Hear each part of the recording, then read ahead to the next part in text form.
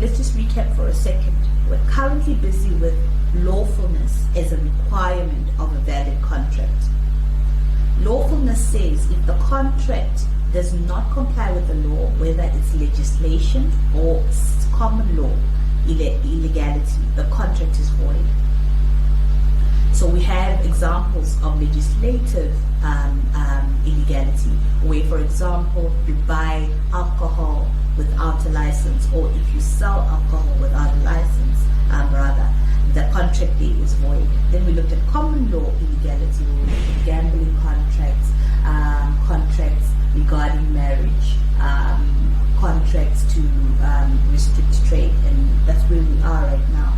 We are looking at a specific contract that has a specific clause, and the specific clause that we're looking at is a restraint of trade clause that says that a certain person cannot trade, in other words, cannot be employed in a particular place for a particular time.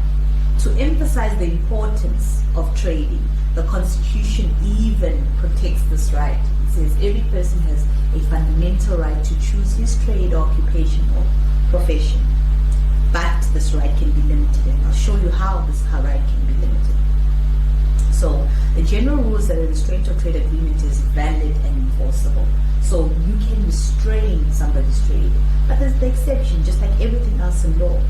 If it is in conflict with public policy, then it is invalid. When we find public policy, we find public policy under our common law illegality. So the rule is, yes, you can have a restraint of trade in your agreement because you're protecting a person's business against the competition of the person that sold the business to them.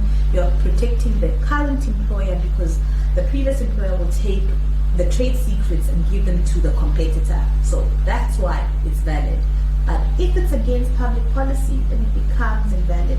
Why do we need this again? Because, for example, employers need to show that the restraint is reasonable because they're trying to protect their idea. If it's reasonable and you can prove that it's reasonable, then it remains valid. If you prove the restraint is unreasonable, then the restraint is void.